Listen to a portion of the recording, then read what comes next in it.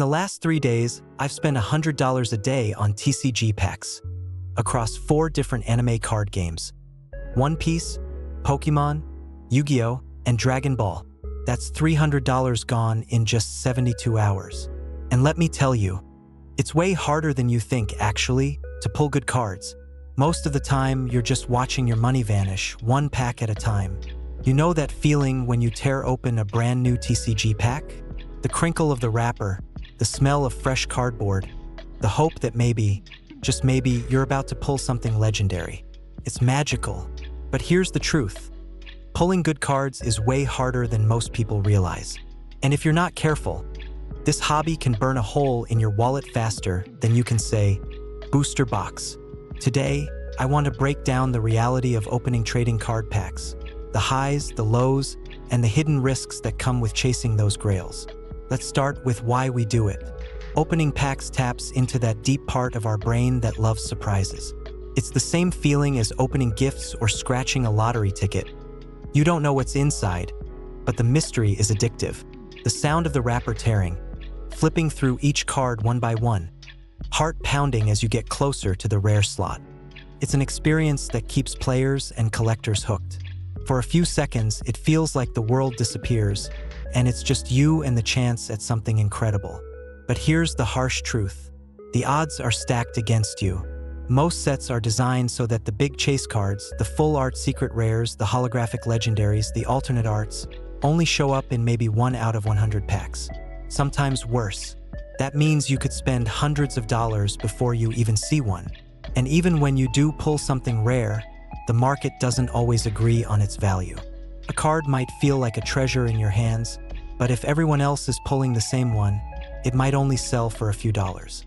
And that's where people lose track. One pack costs a few bucks, no big deal, right? But then you buy 10. Or you decide, I'll just grab a whole booster box. That's when you start realizing how quickly it adds up. A single box can run you anywhere from $80 to $150. Special sets? Even more. And if you don't hit that one valuable card, what you're left with is a stack of commons and uncommons that are worth pennies on the dollar. It's fun, but financially, it's brutal. I've seen people chase cards so hard that they spend thousands. And at the end, they don't have the card they wanted, they don't have their money back, and they're stuck with binders full of bulk. It's a trap that many collectors fall into, thinking just one more pack, just one more box, my luck is about to change. But that's the same mindset casinos rely on. It's not skill, it's not strategy, it's gambling dressed up in shiny cardboard. And honestly, it's designed that way. TCG companies know what they're doing. The art is gorgeous. The foils sparkle just right under the light. They release chase cards specifically to drive demand. It's a business, and the business thrives on our excitement. Every time you don't pull what you wanted, it plants that seed. What if it's in the next one? That thought is powerful and expensive. Now, don't get me wrong.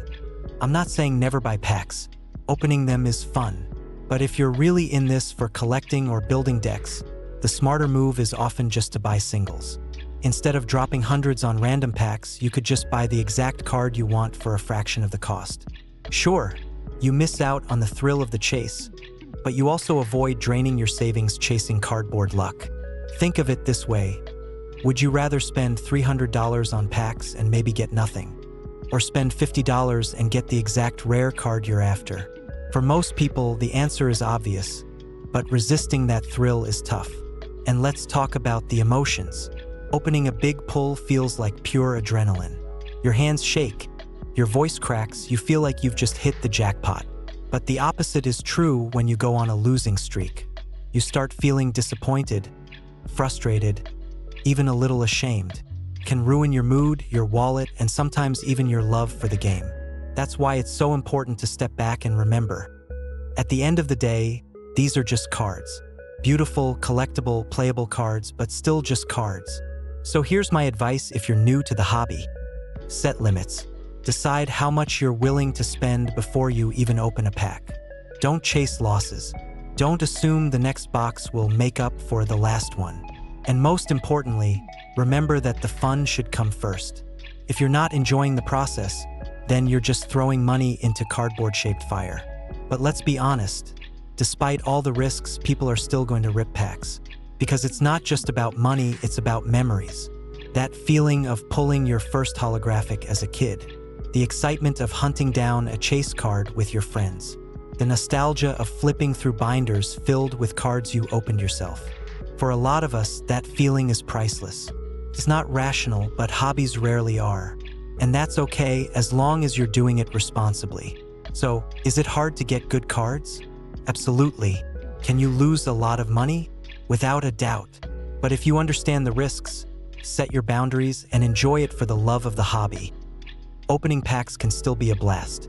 Just remember, don't let the cardboard control your wallet, because at the end of the day, the real treasure isn't in the packs.